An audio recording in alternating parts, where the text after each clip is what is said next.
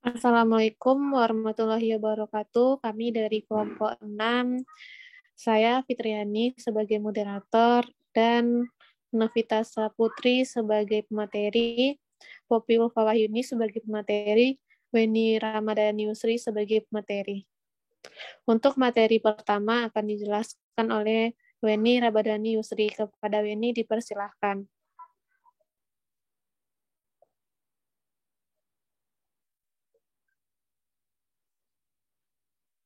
Baik, terima kasih moderator. Di sini saya akan menjelaskan tentang pengertian kompetensi dasar. Jadi, pengertian kompetensi dasar itu ada beberapa pendapat ahli.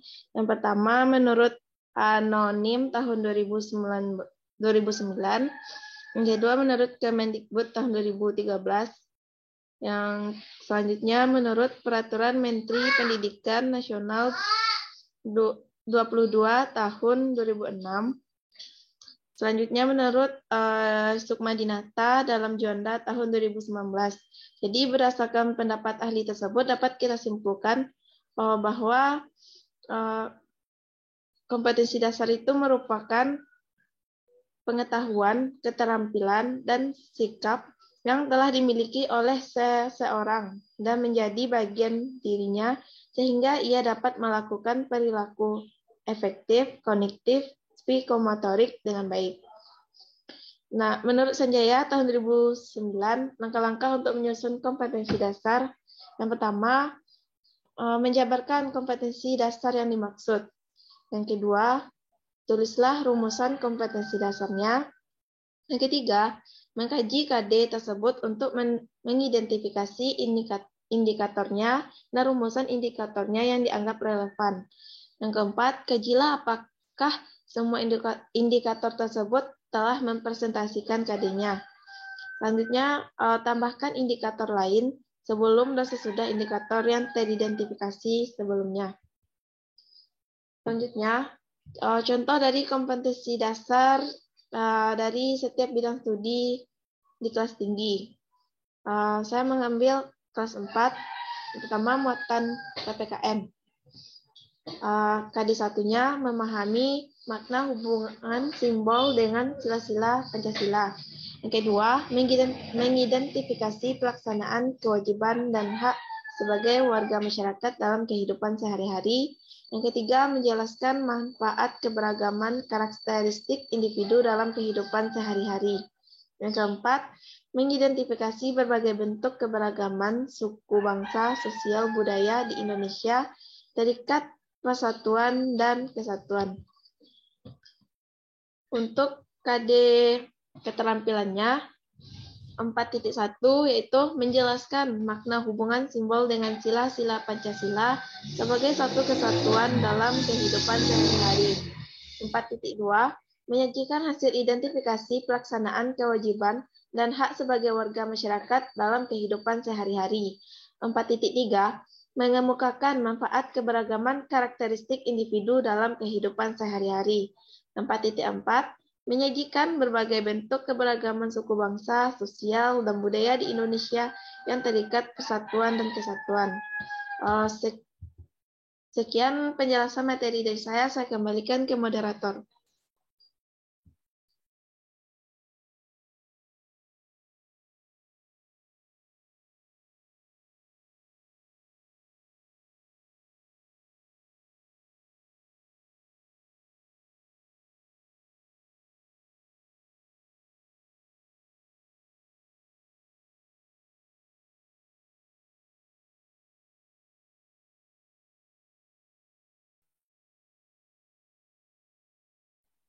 Baiklah, untuk materi selanjutnya akan dijelaskan oleh Poppy Ulfawahyuni. Kepada Poppy dipersilahkan. Baiklah, terima kasih kepada moderator. Untuk materi selanjutnya yaitu KD untuk muatan pembelajaran bahasa Indonesia.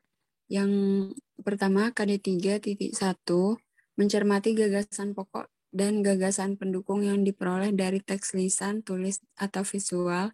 KD 3.2, mencermati keterhubungan antar gagasan yang didapat dari teks lisan, tulis, atau visual. KD 3.3, menggali informasi dari seorang tokoh melalui wawancara menggunakan daftar pertanyaan KD 3.4, membandingkan teks petunjuk penggunaan dua alat yang sama dan berbeda. KD 3.5 menguraikan pendapat pribadi tentang isi buku sastra, cerita, dongeng, dan sebagainya. Selanjutnya,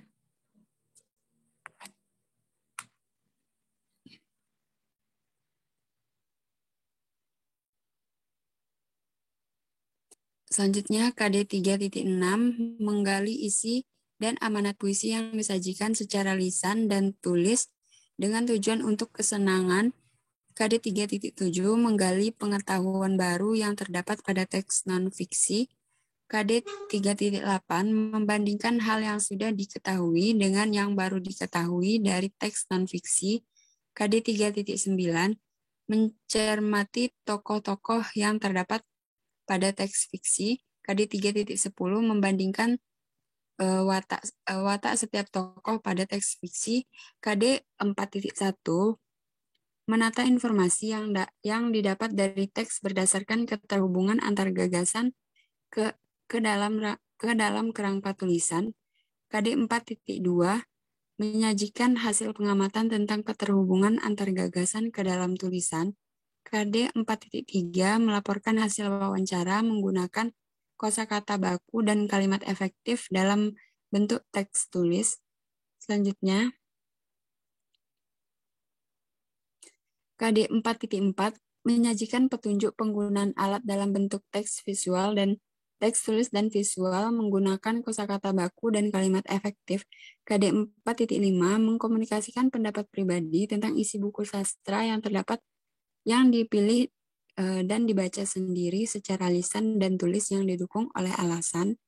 KD 4.6 melisankan puisi hasil karya pribadi dengan lafal, intonasi, dan ekspresi yang tepat sebagai bentuk ungkapan diri. KD 4.7 menyampaikan pengetahuan baru dari teks non-fiksi ke dalam tulisan dengan bahasa sendiri. KD 4.8 menyampaikan hasil pembagian pengetahuan membandingkan pengetahuan lama dengan pengetahuan baru secara tertulis dengan bahasa sendiri. KD 4.9 menyampaikan hasil identifikasi tokoh-tokoh yang terdapat pada teks fiksi secara lisan, tulis, dan visual. KD 4.10 menyajikan hasil membandingkan watak setiap tokoh pada teks fiksi secara lisan, tulis, dan visual.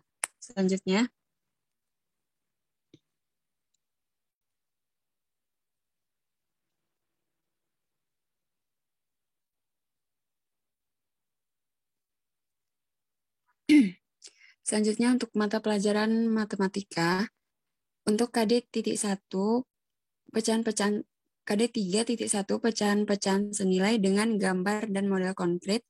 KD 3.2 menjelaskan berbagai bentuk pecahan, biasa, campuran, desimal, dan persen, dan hubungan di antaranya.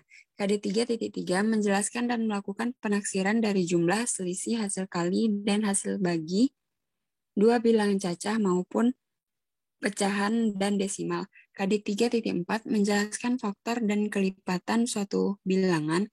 KD 3.5 menjelaskan bilangan prima. KD 3.6 menjelaskan dan menentukan faktor persekutuan terbesar, kelipatan persekutuan, dan kelipatan persekutuan terkecil dari dua bilangan perkalian dalam kehidupan sehari-hari. Selanjutnya,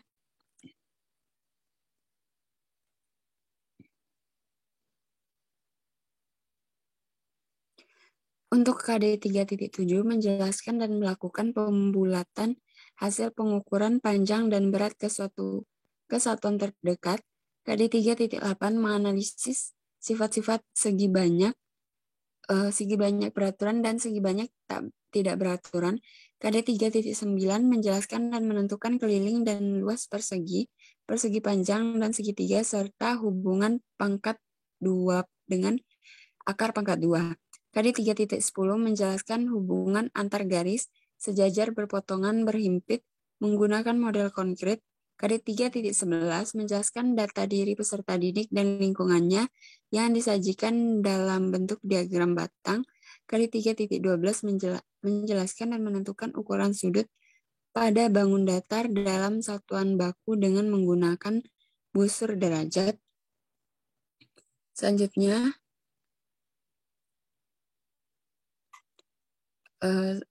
itu materi yang dapat saya sampaikan. Saya kembalikan kepada moderator. Terima kasih kepada Poppy. Untuk materi selanjutnya akan dijelaskan oleh saya sendiri. Selanjutnya kita masuk kepada muatan pembelajaran IPS. KD 3.1 mengidentifikasi karakteristik geografis Indonesia sebagai negara kepulauan atau maritim dan agraris serta pengaruhnya terhadap kehidupan ekonomi, sosial, budaya, komunikasi, serta transportasi. KD 3.2 menganalisis bentuk-bentuk interaksi manusia dengan lingkungan dan pengaruh terhadap pembangunan sosial, budaya, ekonomi masyarakat Indonesia. KD 3.3 menganalisis peran ekonomi dalam upaya mensejahterakan kehidupan masyarakat di bidang sosial dan budaya untuk memperkuat kesatuan dan persatuan bangsa. KD 3.4 mengidentifikasi faktor-faktor penting penyebab penjajahan bangsa Indonesia dan upaya bangsa Indonesia dalam mempertahankan kedaulatannya. KD 4.1 menyajikan hasil identifikasi karakteristik geografis Indonesia sebagai negara kepulauan ya atau maritim dan agraris serta pengaruhnya terhadap kehidupan ekonomi, sosial, budaya, komunikasi, serta transportasi.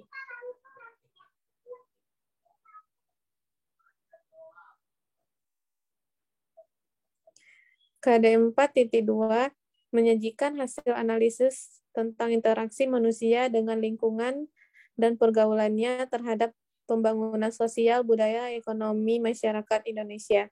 KD 4.3 menyajikan hasil analisis tentang peran ekonomi dalam upaya mensejahterakan kehidupan masyarakat di bidang sosial dan budaya untuk memperkuat kesatuan dan persatuan bangsa. KD 4.4 menyajikan hasil identifikasi mengenai faktor-faktor penting penyebab penjajahan bangsa Indonesia dan upaya bangsa Indonesia dalam mempertahankan kedaulatannya.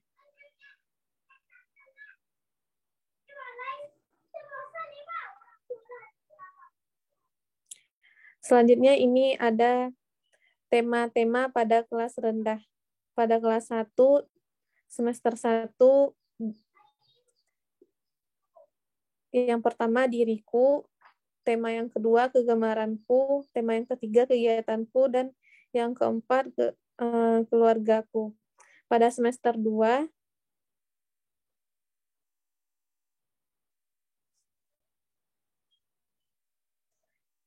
yang pertama yaitu pengalamanku, yang kedua lingkungan bersih, sehat, dan asri.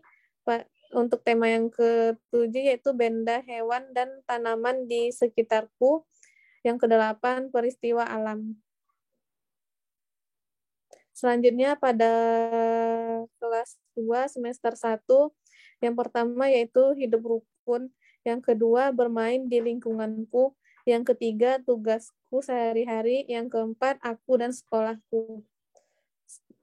Pada semester 2, yang kelima yaitu hidup bersih dan sehat, yang keenam air, bumi, dan matahari, yang ketujuh merawat hewan dan tumbuhan, yang 8 terakhir keselamatan di rumah dan perjalanan. Selanjutnya pada kelas 3, untuk semester 1, yang pertama pengembangan hewan dan tumbuhan, yang kedua perkembangan teknologi, yang ketiga perubahan alam, yang keempat peduli lingkungan. Untuk semester 2, yang kelima permainan tradisional, yang keenam indahnya persahabatan, yang ketujuh energi dan perubahannya, yang kedelapan bumi dan alam semesta. Selanjutnya,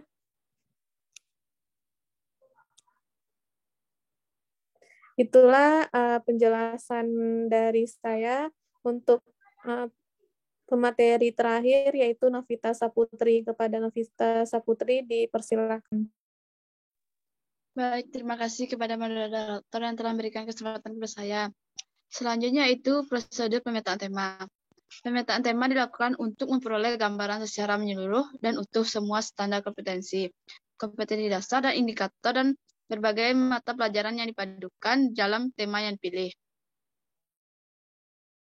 Kegiatan ini menurut tim Puskur Departemen Pendidikan Nasional dapat dilakukan yang pertama yaitu penjabaran standar pendidikan nasional dapat dilakukan dengan melakukan kegiatan penjabaran standar kompetensi atau KD dan indikator dalam setiap mata pelajaran ke dalam indikator.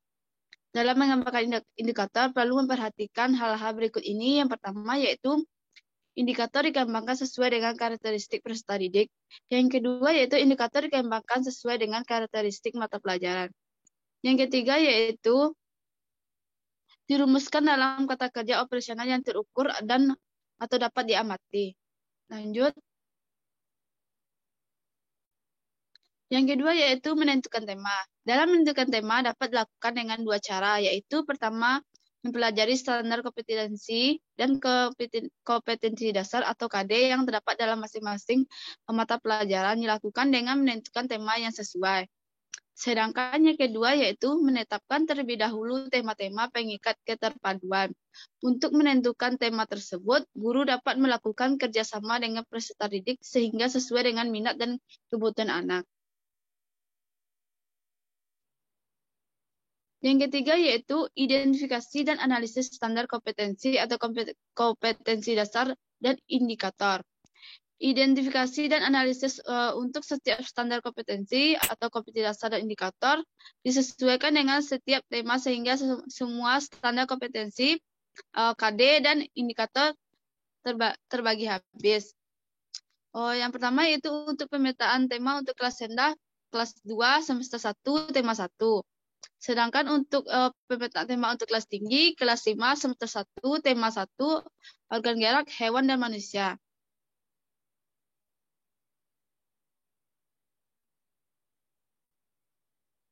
Sekian, terima kasih. Saya kembalikan kepada moderator.